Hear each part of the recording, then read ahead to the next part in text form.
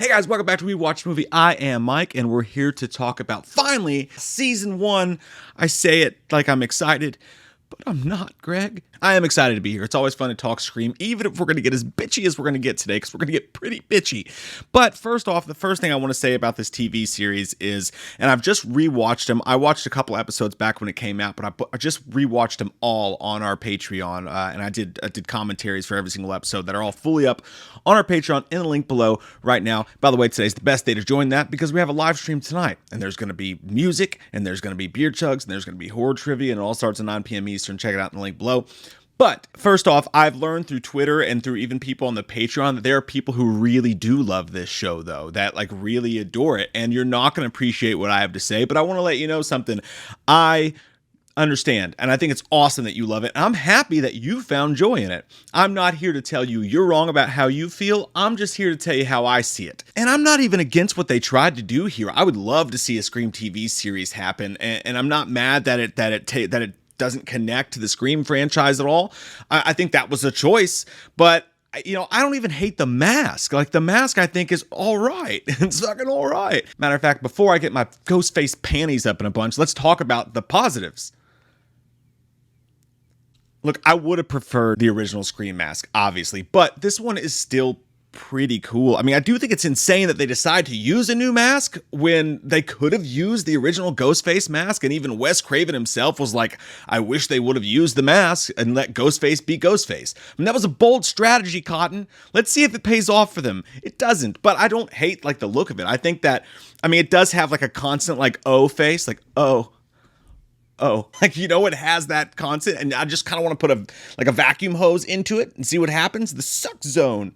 It's sucking my will to live. What movie is that from? Comment down below. That's an easy one. But yeah, apart from that, I think it's all right. I mean, if you're going to do a new Scream mask, it's not the worst thing I've ever fucking seen. Secondly, I thought the characters of Brooke and Jake were really well done. Like, the only two characters that I enjoyed in this entire TV show, sure, but still, everybody else was just like, I'm a good guy or bad. I'm good or bad. It was just so on the nose and just simple. These two characters were the only ones to me that walked the line in betwixt the two. Brooke was just a super bitch. Like, bam, bitch went down. But she also had like layers to her. You know what I mean? She had a lot of stuff going on. She was actually a pretty good person deep down at certain points in the episode when she wasn't having extreme daddy issues. But then when you see what's going on with her parents, you're like, oh, I fucking get it. So she had layers to her, and she was entertaining, and I liked her character. Jake was an idiot, but he also had an evil side to him, but he also had a funny side to him and also had a sweet side to him. He had layers to him, and that's it. After those two, everybody was just like,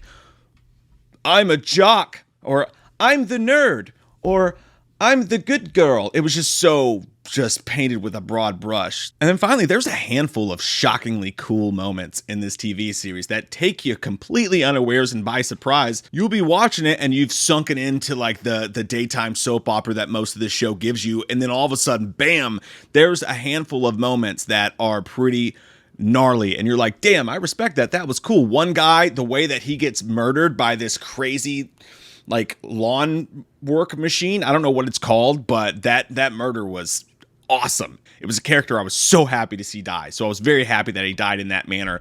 That was really cool. And then there's a scene where a character, and this is going to be pretty spoilerish if you haven't seen it. So just to give you a heads up, there's going to be spoilers in here because we're going to talk about the reveal and everything, obviously. And it's years old. But the sheriff's death scene when they come up across him, that was really cool. Kind of reminded me of Signs in a weird way, and also reminded me of the opening with, but poor Steve, I'm afraid he's out. The way that they did that when she's peeling, he's up against this tree and bleeding, and he's trying to like talk to her, and he's all fucked up and hurt, and she's like, no, it's okay, I'm gonna save you, it's fine. And she's taking the duct tape off of his stomach, and all of a sudden that's the only thing that was holding in his insides, and they just like plop out. I was like, that's cool as shit. Like Leonardo DiCaprio and Once Upon a Time. That was an amazing scene, and you got to give credit where it's due. The opening episode at the end with Bella Thorne when the head goes into the pool, I thought that was all really well done, and it was cool that they used Bella Thorne in that way, so I enjoyed that. And then finally, the last thing that I found that I really enjoyed about this was the way that in little spots that they would use Ghostface was really cool. He had a very pop-up, like hidden in the darkness sort of Michael Myers stalking quality to him in this, whereas the camera would turn and he'd be in the shadows hiding and pop out. And it actually had a couple jump scares that got me. a time or two, which was really, I mean, maybe it's just because the rest of the show was putting me to fucking sleep, but I thought they used that mask and used the darkness and it popping out 1 or 2 or 4 times, maybe in the entire 10 episodes, tops, on a good day. And sadly, folks, we've reached the end of nice things I had to say. From here on out, it's going to get darker than your Aunt Christine after she gets back from a vacation in Florida where she did nothing but sit her crispy ass by the pool for the entire 7-day duration. Didn't even get in the water. Not once. Let's go through the characters. These characters were so cardboard cutout, written by AI, soulless, vapid meatbags of characters that I've ever seen. Start off with the sheriff. Worst fucking sheriff ever. Weird that this town has like 1 cop and he's 4'5". I mean, no offense to the actor or whatever. It's just like, why would you cast it that way? The dude looks like a party of 5 extra. Just the Scott Wolf thing he has going on, like, doesn't produce any kind of just authority. And also, he's just a terrible ass cop the entire show. It's like, what are you fucking doing right now? Noah is supposed to be who the viewers see the whole thing through his eyes for the most. He's supposed to be the Randy of this, and they beat you over the fucking head with it. I mean, it is just so on the nose at all times, and you can tell when he's making meta references and shit. Like, I'm looking at him like, I bet that the actor doesn't even know what movie he's referencing right now. And all the lines were so just corny and cringy and bad when he would try to be dorky and like Randy-ish. Like, at one point he literally, and I swear to God, I almost had an aneurysm when I watched this, when we were doing the Patreon commentaries for it. He was like, someone says something happened. He's like, wait, that happened? I want the Farva Bean by Farva Bean feedback of it all. And I was like, did you just fucking say Farva Bean by Farva Bean? So many lines like that. And it's just, oh God, it's like watching a bad American Idol audition. And it's nothing against the actor. It's the lines and the way that they built the character. He's literally like, I'm a virgin who works at a comic book store and plays Dungeons and Dragons, but also have a vast knowledge of movies. It's so bad. They couldn't have, if they just froze framed him on the screen and just said that's the character he was, you couldn't be more fucking obvious about what they were trying to do. And he's making jokes like during what's supposed to be intense scenes. He's like, oh my God, here's the part where the killer's gonna pop out. Ha I can't wait to get back to the PlayStation dungeon. And you're just like, fucking kill me right now. One of the characters is a true crime podcaster who shows up wearing a leather jacket and big, giant, oversized glasses that you can tell aren't her actual glasses. And guess what happens? They're not. She looks like a 12-year-old, like, playing detective. It's just so awful. She comes in literally with a notepad and big glasses like, hi, I'm Piper Shaw from this true crime podcast, and I'm here at whatever the fuck to find the killer. Can you tell me something about what you know, barista? It's so goddamn Power Rangers Angels Grove fucking ass. And then there's the new kid, Kiernan, who I call Lego Head, because the hair just looks like it was just plopped on. What is your head even doing? And again, I'm not calling the actor ugly. I'm not saying anything like that. I'm just saying from top to bottom, from Piper Shaw to fucking Kiernan, whoever's doing the costume designs and the hair on this, like, spent a lot of time at Dollar Tree. But he's supposed to be the leather jacket. I tuck the front of my shirt in my belt buckle and wear belts, and I have a gun and a truck, and I'm just the new mysterious kid in town, and just, I'm here to be trapped in the friend zone, and for you to think I'm the killer for the entire time, because I'm so dark, and I always fucking lower my eyebrows like this and look confused, like my microwave's broken. He's supposed to be this dangerous, edgy dude, and he's about as fucking dangerous and edgy as a goddamn Levi's jeans ad. And then there's Audrey, who's just edgelord the entire fucking show. Like, and that's the thing with this too. These are all such young looking kids. Like, I get that in Scream it was a joke because like everybody looks like they're 30. This kind of proves why they did that, because these kids all look like they're 12. I mean, and then they try to tie in all that like sexy stuff with it, and they're just like, oh, I fucking feel like I should be on a list for even watching this. But yeah, like this character Audrey, who's supposed to be like this just rebel, just edgelord over the top, and then she'll get mad and like it's supposed to be a scene full of rage, and it just looks like my 12-year-old cosplaying as fucking Wolverine. And again, not the actors or actresses' fault. I'm not knocking them for it. They are playing characters and reading scripts that were given to them, and the director let this shit pass. So not saying that against them. It was just, oh, fuck, it's bad. Then there's the character of Will, who probably sent me to the fucking rage-filled moon more than anybody else in this TV show. This Twilight fucking reject just shows up, and he's so on the nose. I'm supposed to be the jock, and it's like, Oh, damn it. Every time he spoke, I wanted to burn down a nursing home. His whole aura just exuded date rape presented by the Gap. And again, not him. It's just that they gave the character the personality of a doo-doo brick. Oh, and then there's the teacher, Seth Branson, the hot and sexy, cool high school teacher who's fucking one of the students. And you would think like this would be a bad character thing. Like, that's a bad dude, you know, he's fucking kids. And then they're like, no, it's actually pretty hot and sexy. And they try to turn to this like fucking 50 Shades of Statutory Rape scene. And they try to make it like hot. And then not just like, they had to try to make it like sexy with him and the student. But they try to make it almost emotional at times. Like you're supposed to be rooting for these two. And you're like, what the fuck is going on right now, MTV? And then finally, there's the final girl, Emma, who's as useless as a poopy-flavored popsicle. She literally does nothing the entire show except for fucking cry and storm off to her room. Like, literally, like the scene in Scary Movie where she's like, ah! That is this character. Just dramatic storm-offs constantly. Always making the stupidest possible decision. Always with the, like, Ghostface will call, and we'll get to that, but I'm like, I'm gonna kill you. And she'd be like, if you kill me, you better not. It's not that bad. That would actually be entertaining and funny. But she's just so, and again, not the actress. This character does nothing of value for the entire show. Does nothing to help anybody. Someone's like parents will get slaughtered and their best friend, and she'll show up and be like, this reminds me of when Steve broke up with me. The narrative wants to go on without her, but they're like, oh, fuck, we forgot about goddamn Emma over here. She's like, I'm ready to stop Ghostface. It's not, again, I'm being over dramatic about it, but that's what it felt like. And then there's a scene at the end where he's like, Ghostface is literally at the party murdering people. He's there. And throughout this whole running thing, he's like, but if you call the cops, then I'll kill your friends.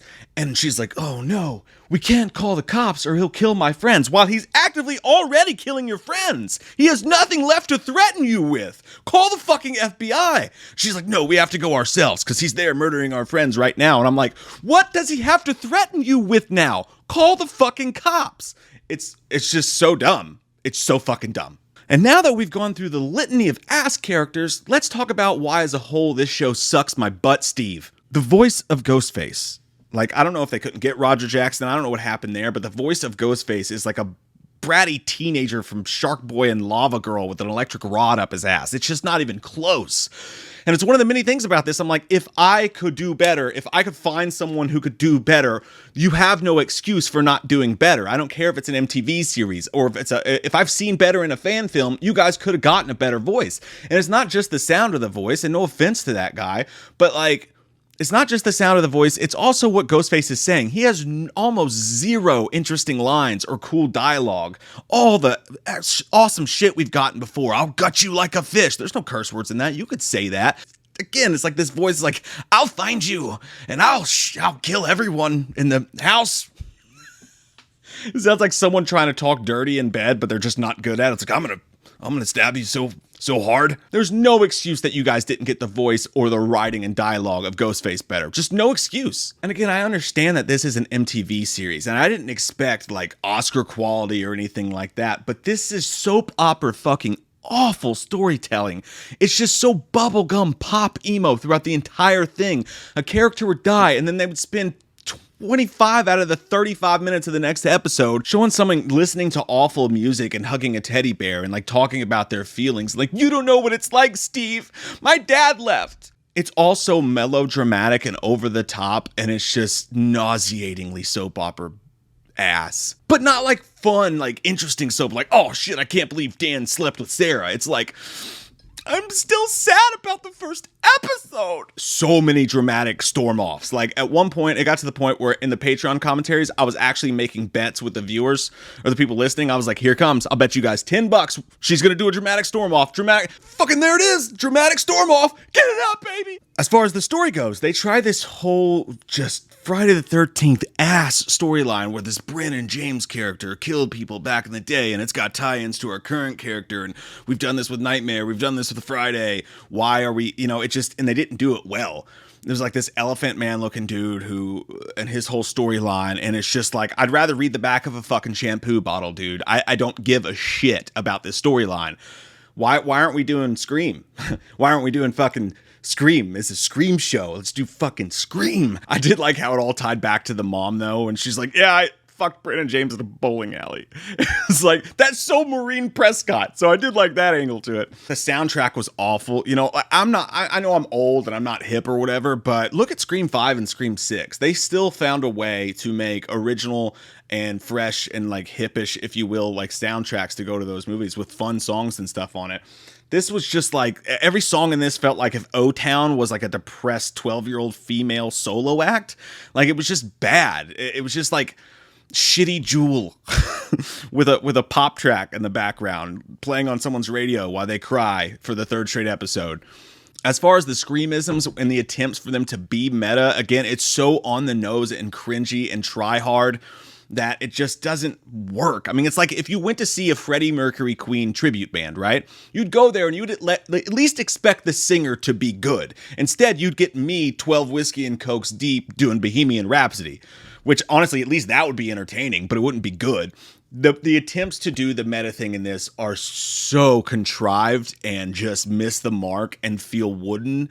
I mean, it feels like, you know, like in Rocky when he tries to do the commercial and he's like, yo, let me tell you about deodorant. I wear it in the jungle. Like, that's what it felt like I was watching them do with these meta references that they were trying to make. It was that just wooden. Don't even try it. Like, if you're not going to do it right, just don't even fucking try it. You're making it awkward for me. I'm getting secondhand embarrassment out of this writing. And while the mask, like I said, was fine, it was good enough for me. I don't know, I would have used the original mask, but it was still fine. And Ghostface did look cool in some spots. This show proves why in the movies they can't have the killer actually wearing the robes in the scenes. And they have to use a stuntman, and they've always got to be like the same height or whatever, because in this you can tell when you watch it. It's like, other than like the moments of surprise where Ghostface pops out, and I've been calling it Ghostface. Can you really even call it that? I don't know. But other than the moments of surprise, there is absolutely no intimidation factor, because when Ghostface is standing there one-on-one with somebody, they are small and frail and look like they could be pushed over, you know? And there was just, without the surprise element, there was just no intimidation to Ghostface. So finally we get to the end of this and the reveal of all this. So if you don't want to know like who it actually was and you plan on watching it, maybe stop watching it here. I'm going to give the show a 3 out of 10, by the way, in case you needed that. We'll get to more on that soon.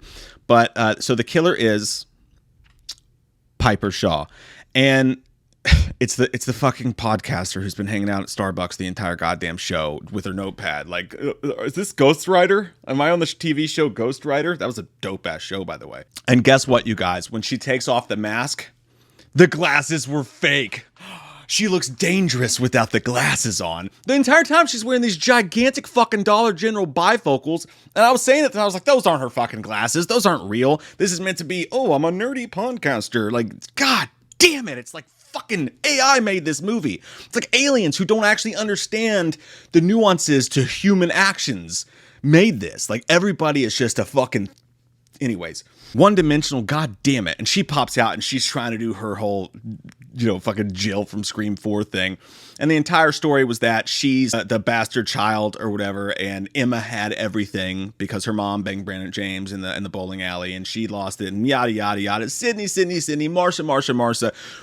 It's a tie between what they did way fucking better with Roman in Scream 3 and with Jill in Scream 4, and it's just like, who gives a shit? Honestly, I'm just watching it, I'm like, I'm just watching it. I'm like, the actress didn't do a terrible job, but again, not intimidating whatsoever. I'd have been like, okay, cool.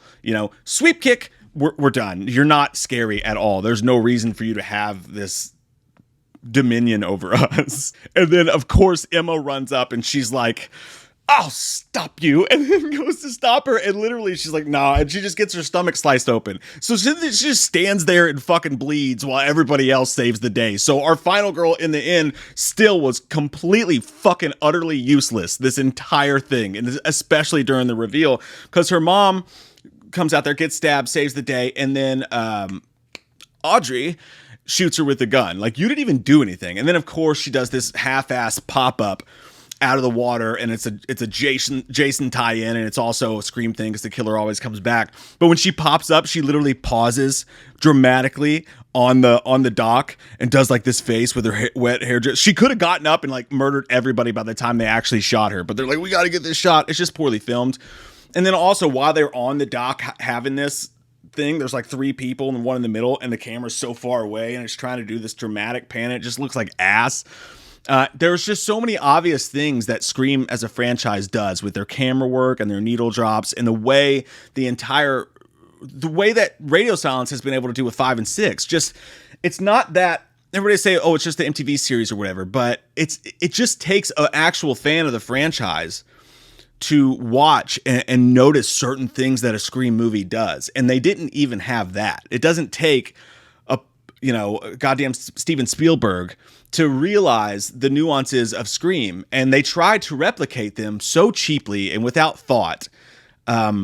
It was a weak effort. It was half-assed. It felt just generic as shit and just not good at all. And it makes me upset. I wish that they never had, the opportunity to have something as cool as the Scream franchise world to play in, because they proved that they didn't deserve it, they didn't honor it, they didn't respect it, and they just kind of fucking slapped some shit out there. We're like, here you go, kids. It's a fucking Happy Meal toy when you thought you were going to, fucking KB Toys to get an actual toy. They're like, no, here's a fucking Happy Meal toy from McDonald's. And again, I know it's just a series that not a lot of people had a lot of hope for or whatever. It was kind of a fly-by-night sort of thing. But I just feel like in these situations, and I never say this about anything, but if I feel like I could have written a better version of this, if I could have produced a better version for this, then you all did a piss poor job. I should not feel that way. They had this entire awesome world that Wes Craven and company left for them to use. And not only did they feel like they were too good to use it, but what they did use, they assed up, they dicked off. Fuck. I'd give this a C- if it was a dramatic high school play, but it's not. So it's a 3 out of 10 for me. I think it's a big old piece of shit. I don't think you are, though. I fucking love you guys, and I hope you will join the Patreon and join us tonight for our party extravaganza. It's going to be a goddamn blasty blast in the pants, and it happens tonight, 9 p.m. Eastern. So I hope you click that below. Maybe watch the show with me if you want to. I'm going to do season 2 as well. All commentaries on there, and season 3 will be on there. So, and again, if you love this show, I'm not trying to poo-poo in your salad. I'm glad for you that you liked it. It's just, this is how I feel about it. So I love your all's fucking faces. I hope you guys have an amazing day, and we'll see you guys super soon. Mom and Dad are gonna be so mad at me when they find out I'm in love with my friend Billy. Well, he's got a white shirt, tight little jeans, kinda wanna put my P in his B. He hit me with the phone, I wished it was his dick. You cut me too deep this time. You cut me too deep this time. Woodsboro will never know me and Billy were more than bros. So get it up, leave her alone. He was my Sharon Stone. Woodsboro will never know me and Billy were more than bros. So get it up, leave her alone. He was my Sharon